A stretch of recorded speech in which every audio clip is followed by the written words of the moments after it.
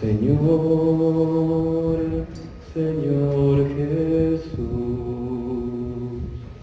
yo sé que tú eres grande, yo sé que tú eres fuerte, Señor, Señor Jesús, gloria a ti yo daré, gloria, yo lo haré eternamente, te daré por siempre gloria, Señor, Señor Jesús, Señor, Señor Jesús. Amén.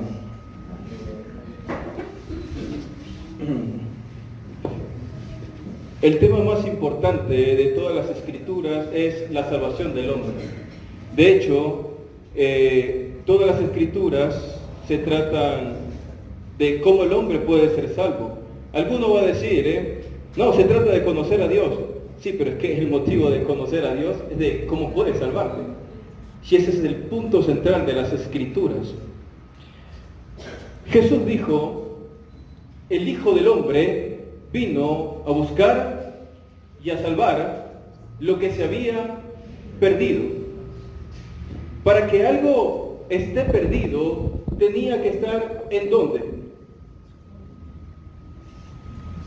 Si yo tengo la Biblia aquí y viene, a ver, algún nombre que me recuerde, viene la hermana Mayra y la quita y yo vengo y busco la Biblia y ya no está aquí, yo digo, se perdió la Biblia. Pero ¿por qué pienso que se perdió?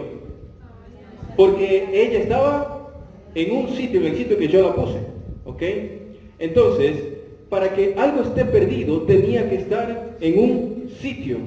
Y pregunto, ¿sabe usted qué fue lo que se perdió? Porque eso que se perdió fue por aquello por lo que vino Jesús. ¿Saben lo que se perdió? Antes del que estuviera perdido aquello que Jesús vino a buscar, eso estaba en el lugar correcto. Otra pregunta que te quiero hacer es, ¿sabes dónde fue el primer pecado? ¿Alguno me puede decir dónde fue el primer pecado? El primer pecado fue en el cielo. ¿Y sabes quién cometió el primer pecado? Cuando leemos Génesis, ¿quién dijo David? Yo escuché David, ¿yo qué? David no había nacido todavía. Perdón, hermana. Presten mucha atención a lo que dice Génesis, o a lo que dice, creo que Hebreos, dice que por un hombre entró el pecado al mundo. ¿Te has puesto a pensar lo que significa entró? Para que algo entre, ya tiene que tener una existencia. Y la existencia se originó ¿en dónde? En el cielo. Y presta mucha atención porque no se origina de alguien común y corriente. Se origina de alguien que alababa a Dios, pasaba tiempo con Dios, estaba en la eternidad con Dios, vio la gloria de Dios, sabía el poder que Dios tenía, sabía la autoridad que tenía y conocía todo exactamente de él. De hecho, su nombre era Lucifer. ¿Sabes lo que significa Lucifer? Luz hermosa, luz preciosa. Y él cometió el primer pecado. Y el pecado entra al mundo. Entra al mundo.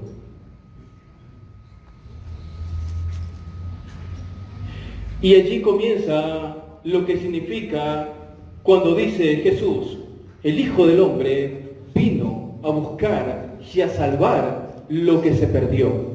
Amén. Vamos un momento a Juan capítulo 10.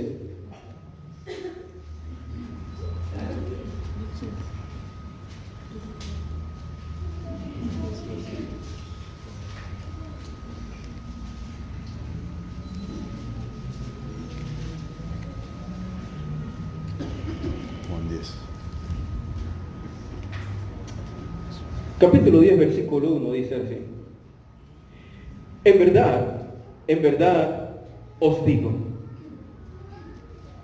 Antes de ir acá, Jesús dijo que Él era varias cosas.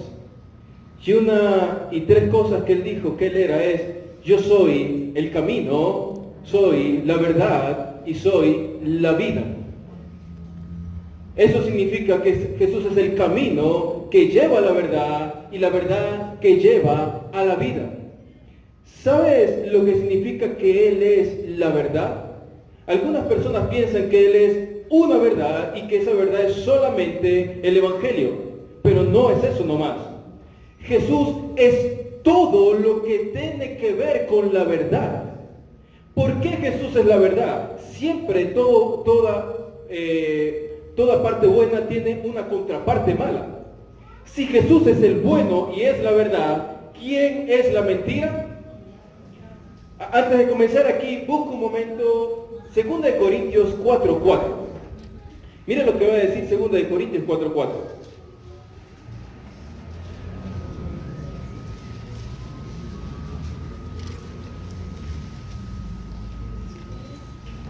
Yo no sé por qué le digo a ustedes que busquen y yo no busco.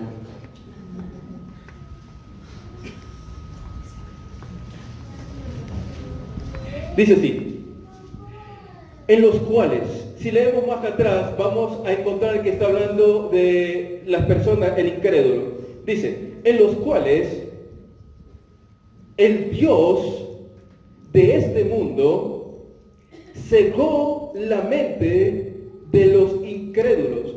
La Reina Valera dice: cegó el entendimiento de los incrédulos. Cegó la mente de los incrédulos para que no les resplandezca la luz del Evangelio, de la gloria del Mesías, quien es la imagen de Dios. La Reina Valera dice: cegó la mente, y dice: la gloria de Jesucristo. ¿No te llama la atención lo que dice ese texto? ¿No te llama la atención que dice que el Dios, obviamente está hablando del diablo, cegó el entendimiento? ¿Alguna vez has escuchado a algún hermano de la iglesia decir, pero, porque yo sí lo he escuchado, pero ¿por qué no entienden? ¿Por qué no siguen? Les estoy hablando de Jesús y la gente es dura de seguir a Jesucristo. ¿Has escuchado a alguien diciendo eso, quejándose? ¿Verdad que sí? ¿Saben? La palabra describe el motivo por el cual la gente no sigue a Cristo, no entiende a Cristo y no busca entregarse a Cristo. Y cuando tú escuchas a un hermano de la iglesia quejándose porque la gente no sigue a Cristo, simple y llanamente es porque ese hermano no ha comprendido lo que dicen las Escrituras. Cuando alguien comprende lo que esto dice, entonces dice: yo entiendo por qué esa gente no sigue a Jesús. Yo comprendo eso. Esta Biblia está más llena de cosas. Yo comprendo eso.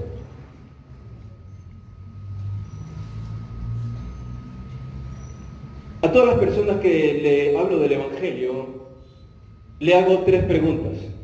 La primera pregunta que le hago es: ¿tú crees que todas las personas en el mundo son hijos de Dios? Y la respuesta es sí. ¿Tú crees que tú eres hijo de Dios? Y la respuesta es sí. ¿Por qué creen ustedes que la gente piensa que todos son hijos de Dios? La palabra dice ¿por qué? Esa es una de las primeras preguntas que les hago a las personas. Otra pregunta que le hago a las personas, le digo: ¿tú crees que eres un esclavo? No, para nada. ¿Pero las personas son esclavas? O sea, ¿entendemos nosotros lo que significa ser esclavos? Le voy a poner muy fácil lo que significa ser esclavos. Eso lo podemos estudiar en Juan capítulo 8, pero no vamos a ahondar mucho en el asunto en esta mañana. Vamos a ver. Alguien que le tenga mucha confianza, ¿ok? Así que, Yelisa, ponte de pie, por favor. No, ya sé que ponga algún hermano que todavía no le tenga confianza. Esclavo significa lo siguiente. En ese tiempo, el contexto de esclavitud significa lo siguiente. Yelisa, imagínate que tú eres mi esclava. Tú eres mi esclava, ¿ok? Preste mucha atención. Esta noche te quiero en mi cuarto. Suena duro, ¿no? Pero ¿saben lo que tiene que hacer ella? Yelixa, tú como esclava, ¿cuántos derechos tienes? ¿Tú puedes hacer lo que quieras? No, ¿por qué? Dígale a todos, ¿por qué? Ahora vamos a hacer más duro.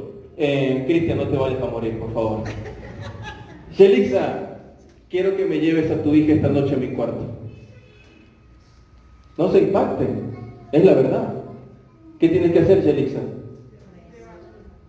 Puedes sentarte, hermano. ¿Entiendes lo que significa ser esclavo?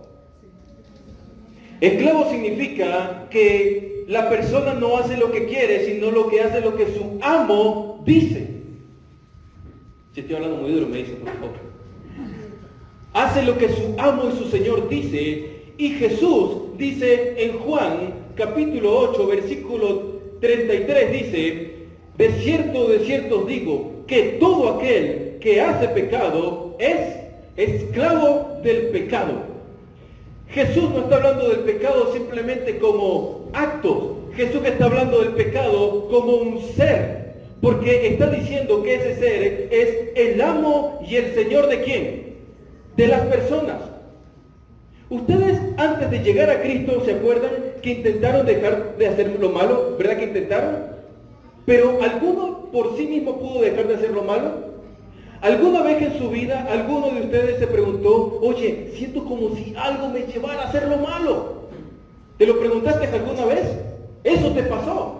Y eso le pasa a todas las personas en todo el mundo. El detalle es que las personas, dice Corintios, que Satanás cegó el ¿qué? El entendimiento. Por eso es que Jesús dice que viendo no ven y oyendo no entienden.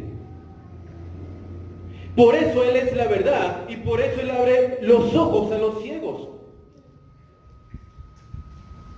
Cuando tú estás en la calle y ves que la gente es grosera y ves, estás en un chat y ves que la gente publica pornografía y publica toda clase de cosas y tú dices, pero ¿por qué lo hacen? No tienes que preguntarte por qué lo hacen. La pregunta que tienes que hacerte a ti es, ¿por qué yo, habiendo seguido a Cristo, sigo pecando? Esa sí es la pregunta correcta. La gente va a seguir haciendo lo malo, ¿por qué? Porque son esclavos. Y el único que libera el esclavo es Jesucristo. Por eso Él dice en el mismo capítulo 8 de Juan, dice,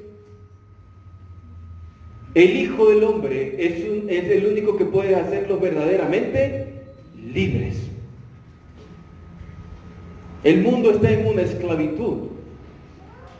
Y si tú no has seguido a Cristo, y si todos los días piensas, no, yo lo sigo después, tú crees que estás tomando la decisión, pero no, tú eres un esclavo, que no has querido dejar de hacer lo malo, y eso tiene un motivo. Juan capítulo 10, Jesús va a decir así, el versículo 1 dice, en verdad os digo, el que no entra por la puerta, en el redil de las ovejas, sino sube por otra puerta, es ladrón y es salteador. Dos personajes, ladrones y salteadores. Pero el que entra por la puerta es el pastor de las ovejas. Hasta este momento, ¿cuántos personajes van? No. Van 4. ¿Cuál es el cuarto personaje? Las ovejas. A este abre el portero y las ovejas oyen ¿qué? ¿La voz de quién? Del pastor. Y a sus ovejas llama por su nombre. Y dice que las saca. ¿De dónde las saca, hermano? Si hay alguien que aquí nos está visitando, Jesús está diciendo que te quiere sacar, pero la pregunta para ti es, ¿tú sabes de dónde te quiere sacar? Vamos a ver. Versículo 4 dice, cuando ha sacado todas las suyas. ¿No le llama la atención esa palabra? Todo lo que es, todas las suyas. ¿Será que hay algunas que no son de Él? Tiene que haber. ¿Por qué? Porque arriba dice, habla de dos personajes. ¿Cuáles son? Ladrones y salteadores. Sigamos. Versículo 5 dice, y de ningún modo seguirán al extraño. ¿Quiénes son los extraños? Sigamos. ¿Por qué no siguen al extraño? Él lo va a explicar después.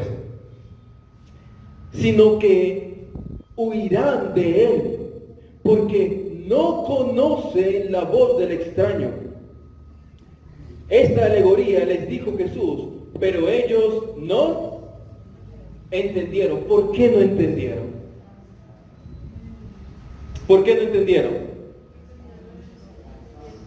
Porque estaban ciegos y oyendo. Miren, pregunto, hermanos, ¿quién les está hablando a ellos? ¿Les está hablando cualquier persona? No. ¿Quién les está hablando entonces? ¿Quién es Jesús?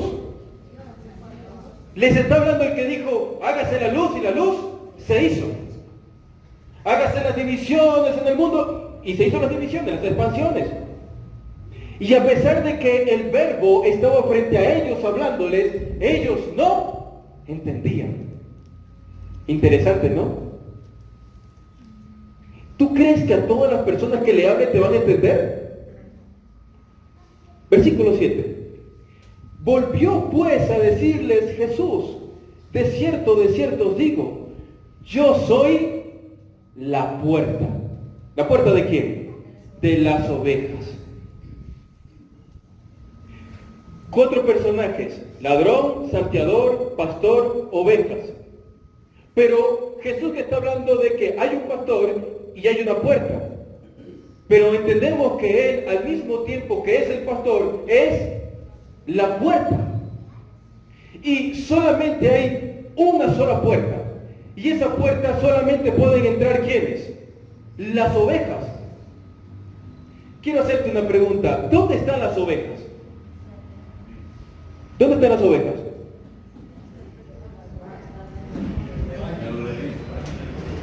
Vamos a ver. Cuando Jesús está hablando en este momento, ¿está en el antiguo pacto o en el nuevo pacto? ¿Existe la iglesia?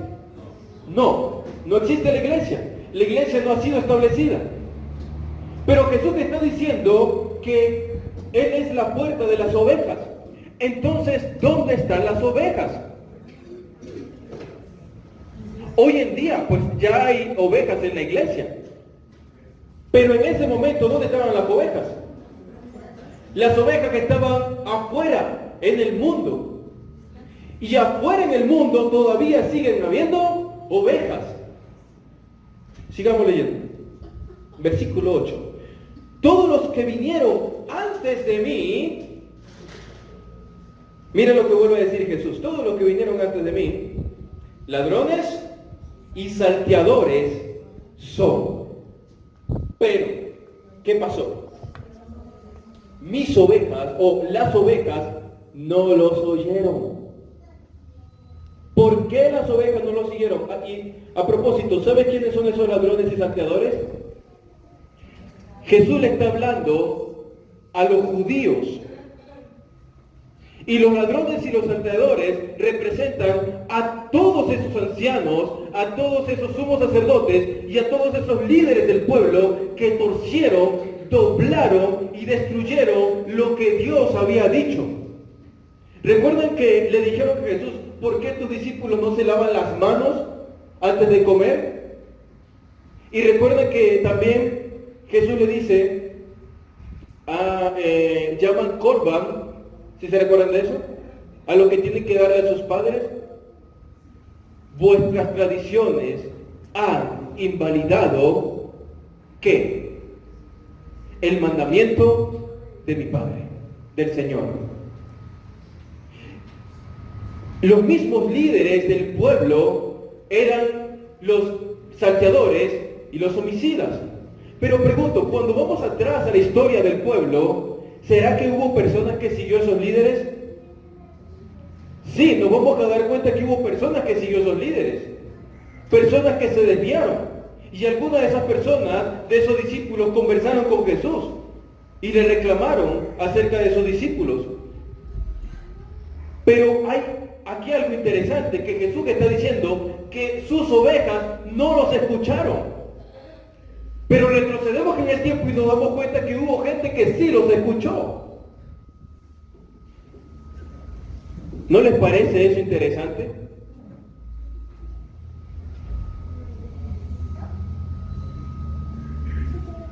Sigamos.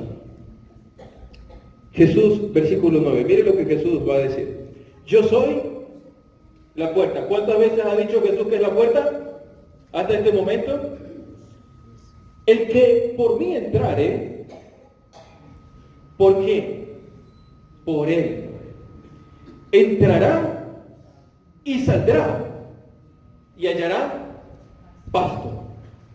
Esta versión dice, el que por mí entrare será salvo, y entrará y saldrá y hallará pasto. Hermano, ¿sabes lo que significa entrará y saldrá? Vamos de una vez. Hay gente que piensa que, aquí está la puerta, que entra, ay, qué lindo todo, y sale otra vez. Eso no significa. Entrará y saldrá significa que entra y sale. Entra Cristo y sale ¿de dónde? Sale del mundo. Y no en vano, Dios dice en su palabra, ustedes no son de este mundo, como yo tampoco lo soy. Ustedes son peregrinos aquí. Porque el que realmente entra por Cristo, entra en Cristo y sale del mundo. Y no es que entra, sale y haya pastos, no, es que entra y haya pastos. ¿Y por qué dice Jesús que haya pasto? Pues lo dice porque ya está diciendo que somos ovejas. Pero ¿por qué hayamos pasto? ¿Cuál es el alimento de las ovejas? El pasto. ¿Y sabes quién es el mismo pasto? Jesús. ¿Y por qué? ¿Y qué es el pasto que representa Jesús? Su palabra, porque su palabra es la que alimenta a las ovejas. Te alimenta a ti y me alimenta a mí. Hasta este momento Jesús es la puerta, Jesús es el pastor. Y escucha muy bien, sus ovejas escuchan su voz y le obedecen. Sigamos. Versículo 10. El ladrón no vino sino para hurtar y matar y destruir. Yo he venido para que tengan vida y la tengan en abundancia. Cuando dice que el ladrón vino a matar, hurtar y destruir, ya nosotros sabemos de quién está hablando. Pero ¿sabes lo que significa el sentido de hurtar, matar y destruir? ¿Crees que se trata de tu carro, tu casa, tus bienes? Incluso, ¿crees que se trata de tu familia? ¿De qué crees que se trata? ¿Qué es lo único que el ser humano puede realmente perder y no ver a Dios? Está hablando de el alma de las personas. Porque cuando el pastor que es Jesús viene, ¿por qué viene? Por las ovejas, viene por el alma. Viene a rescatar lo único que realmente tiene importancia en tu vida y en mi vida. Y lo único que realmente tiene importancia en la vida de la gente que está afuera. Más nada tiene importancia. Porque tú puedes ser muy pobre y vivir en la calle, pero si estás en Cristo y vives en Cristo y te crucificas con Cristo, vas a ver el rostro de Dios algún día. Pero puedes ser rico y tener todo lo que quieras, pero si no estás en Cristo te vas a perder eternamente. Pero también puedes ser rico y estar en Cristo y vivir para Cristo, porque es que ni la riqueza ni la pobreza te va a hacer ver a Dios. Es Jesucristo el que te hace ver a Dios. Es Jesucristo el que te da la esperanza. Es el que resucitó, el que te hace resucitar. Es Él. Siempre se ha tratado de Él. Él es el pastor. Amén. Dice, yo soy el buen pastor. El buen pastor su vida pone por las ovejas.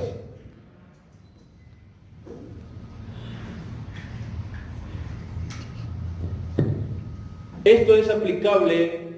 Han conocido personas, aquí en esta, pues yo no tengo mucho tiempo aquí, pero han conocido personas aquí adentro que se ven que darían su vida por el rebaño? ¿Lo han conocido? No, díganme que sí, por favor.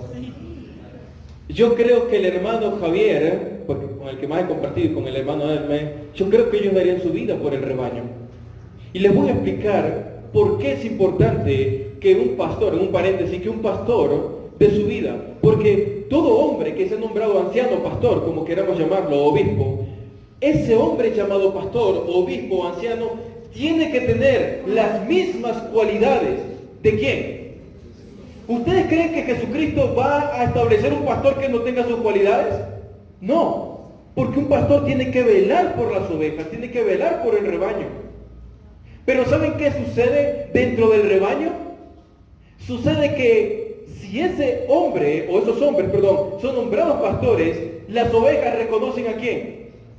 No porque sea Jesucristo, no porque sea Jesucristo, sino porque Jesucristo está en él y lo ha puesto por delante. Pero en toda iglesia, en toda casa, recuerden que la palabra dice que en toda casa hay vasos de honra, hay instrumentos de honra, hay instrumentos... ¿De qué creen ustedes que está hablando? Ahí estamos hablando parte del pueblo de Israel, pero eso también está hablando de la iglesia. Y en la iglesia siempre, hasta que Él venga, van a haber instrumentos de honra y van a haber instrumentos de deshonra. Y ten por seguro, hermano, que si tú eres un líder, que si tú estás al frente, que si tú te esfuerzas, tú o ellas se esfuerzan, van a tener gente que los van a criticar, que los van a señalar. ¿Tú crees que son instrumentos de honra? No, porque todo instrumento de deshonra va a deshonrar las cosas del Señor Jesús. ¿Alguna dama que le guste trabajar por el Señor que se ha sentido deshonrada por lo que se hacen llamar cristianos? ¿Hay aquí? ¿Puede levantar su mano? Allá hay una. ¿Y algún varón que se ha sentido deshonrado por vivir por Jesucristo? Pues yo creo que casi todos. Eso siempre va a suceder. Recuerden que el hermano Elmer la semana pasada predicaba que todo el que vive para Cristo... ¿No se recuerdan de la prédica? Mucho cuidado, le digo. Que todo el que vive para Cristo va a padecer por Jesucristo y va a ser atacado por Jesucristo. Eso es muy buena la prédica. El versículo 2, el asalariado y que no es pastor, de quien no son propias las ovejas, ve venir al lobo y abandona las ovejas y huye. Y el lobo las arrebata y las dispersa. Pero recuerden que aquí no está la iglesia. Entonces, ¿de qué está hablando? Porque es asalariado y no le importan las ovejas. Yo soy el buen pastor, otra vez. Y conozco, ¿qué? Las mías. Conozco mis ovejas. Y las mías me conocen. Así como el Padre me conoce y yo conozco al Padre y pongo mi vida por las ovejas, también tengo otras ovejas que no son de este redil. ¿Cuál redil? Está hablando el pueblo de Israel, está hablando los judíos. Y cuando dice, también tengo otras ovejas que no son de este redil, ¿de quién está hablando? De los gentiles. Y dice, también a ellas debo traer, y oirán mi voz, y vendrán a ser un solo rebaño y un solo pastor.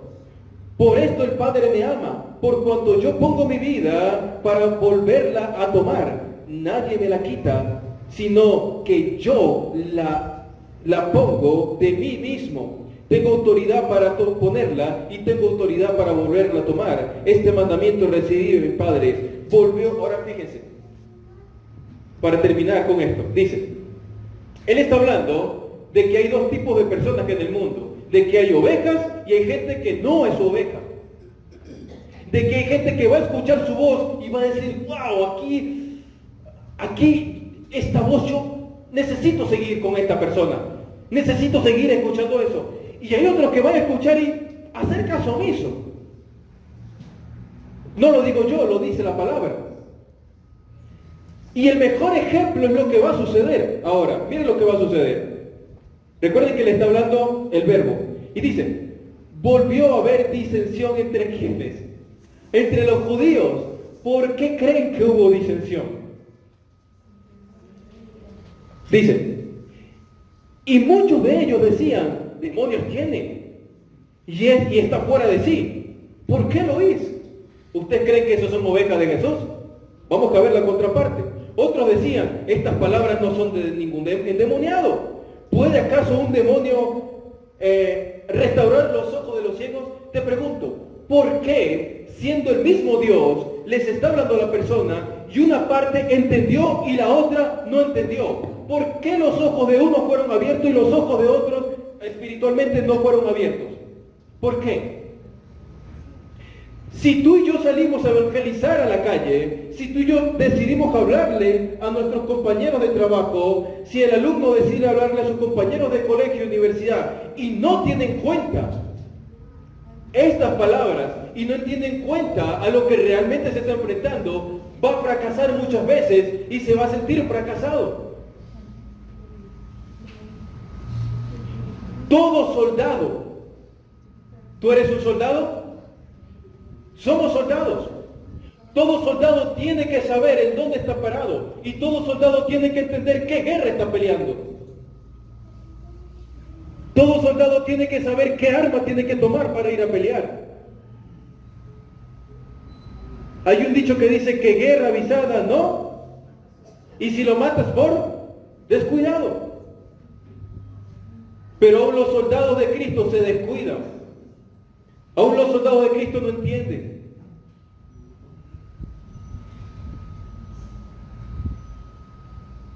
Si salimos a la calle y no comprendemos las palabras del Señor Jesucristo, vamos a cometer muchos errores. La palabra dice que no tenemos lucha contra sangre ni carne, sino principados, potestades, huestes espirituales de maldad en las regiones celestes. ¿Entendemos lo que eso significa? Cuando estamos hablando con una persona que no ha obedecido a Jesucristo, ustedes saben la guerra, la batalla que hay ahí. Es una batalla totalmente espiritual. Pero aún la mente de muchos cristianos piensa que se trata de psicología. La psicología no sirve en el camino del Señor Jesucristo. De hecho, los psicólogos dicen, Jesús fue el mejor psicólogo. Jesús no necesitaba ser psicólogo, hermano. Porque Jesús conocía los pensamientos y los corazones de las personas. Él no necesitaba de psicología barata para hablar a la gente. Porque Él es la verdad, Él es el camino y no tiene que estar inventando cuentos. Y tú no tienes que estar inventando cuentos a nadie. La historia y el cuento de verdad lo tienes aquí plasmado. Eso es lo que vos necesitas, más nada. No necesitamos otra cosa.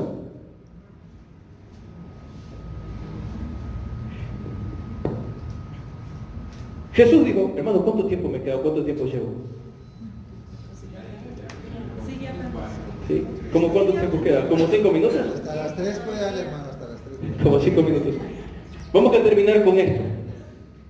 Jesús dijo, id por todo el mundo y predica el Evangelio. ¿A quién? A toda creación. Eso es lo que significa criatura, creación.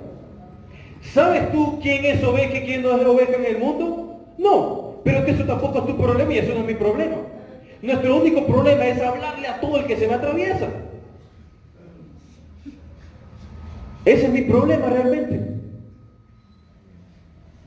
Jesús dice, el que crea ¿en qué? En el Evangelio y sea bautizado, este será salvo. Pero el que no cree ¿en qué? En el mismo Evangelio será condenado. Nosotros entendemos que el Evangelio está plasmado en 1 Corintios capítulo 15. Pablo dice en 1 Corintios capítulo 15, además os declaro, hermanos, el Evangelio que os he predicado, el cual también recibisteis, en el cual también perseveráis, por el cual, asimismo, si retenéis la palabra que os he predicado, sois, si no creísteis, en vano. ¿Puede alguien creer en vano? Por supuesto que puede creer en vano. De hecho, mira cómo comienza Pablo. Además os declaro, hermanos, el evangelio que... Vamos a aclarar una cosa importante. Ustedes han escuchado por ahí a mucha gente que dice, yo declaro que voy a hacer. La palabra declarar en las escrituras no se trataba de que yo declaro y se cumple. Declarar es simplemente cuando llaman a un testigo al tribunal y lo llaman ¿para qué? Para que declare. ¿Y qué es lo que declara? Lo que ha visto y lo que ha oído. Eso significa declarar. Y Pablo dice, les declaro el evangelio que ya les prediqué, porque obviamente son hermanos ya. Pero mira lo que le dice, el cual ustedes recibieron y en el cual ustedes perseveran.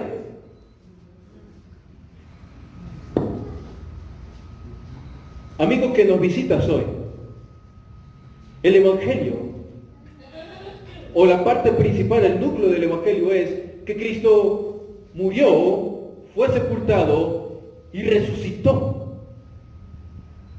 Pero Jesús también necesita que tú aceptes el evangelio, porque necesita, mira cómo lo voy a decir, necesita matarte, sepultarte, pero también necesita resucitarte. Toda persona en el mundo que sea una oveja de Jesucristo escucha esto y dice lo mismo que dijeron los judíos o todos los que estaban escuchando la voz de Pedro en Hechos 2, que dijeron, ¿qué haremos? ¿Y ahora qué hacemos? Arrepiéntase y bautícese cada uno de vosotros en el nombre de Jesucristo para perdón de los pecados y recibirán el don del Espíritu Santo. Porque cuando la persona entiende que está perdido en el mundo, que es una oveja perdida en el mundo y que realmente si se muere, se va sin Dios, dice, no, yo no puedo arriesgarme con esto.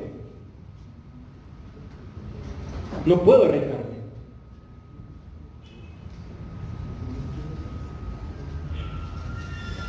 La verdad es dura, pero la verdad libera. La verdad es dura, pero la verdad salva. La verdad es dura, pero la verdad te lleva a ver el rostro del Padre. La verdad es dura, pero la verdad te da paz.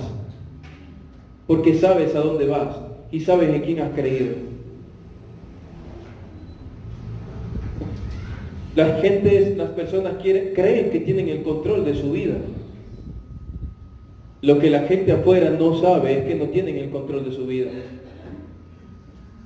Son unos esclavos.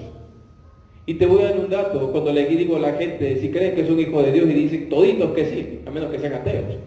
Sí, somos hijos de Dios. Le leo un solo versículo y en 1 minuto o en 2 minutos la persona comprende y entiende lo que Satanás, lo que dice 2 Corintios 4:4. Un solo versículo. El versículo estadísticamente más conocido en todo el mundo. El versículo que muchos dicen, qué versículo tan lindo, pero es un versículo que contiene una verdad impresionantemente grande. El versículo dice, porque de tal manera amó Dios al mundo que ha dado a su Hijo unigénito, para que todo aquel que en Él cree no se pierda, sino que tenga vida eterna. ¿Y sabes qué hace la gente? Lo ve. Y le digo, ¿qué entiendes? Ay, que voy a tener vida eterna, qué bonito. Vuelve a leer, y vuelve a leer, y sigue leyendo, y lo vuelve a repasar, y no lo ve. Y le digo, ese versículo dice que Dios tiene un solo Hijo, y que no todos son hijos de Dios. Y lee, y vuelve a leer, y no ve. Porque viendo no ven, y oyendo no entienden. Porque el Dios de este mundo cegó no cualquier cosa, cegó el entendimiento de los incrédulos. Hasta que le digo, ¿saben lo que significa unigénito? Y ustedes tienen que ver la cara de las personas cuando sus ojos son abiertos. Quedan. Y hay gente que llora. Y hay gente que dice, llevo toda mi vida creyendo una mentira. Y no es la única mentira, tenemos que seguir estudiando. Tu vida está llena de mentiras. Pero Jesús es la verdad. El Señor nos bendiga.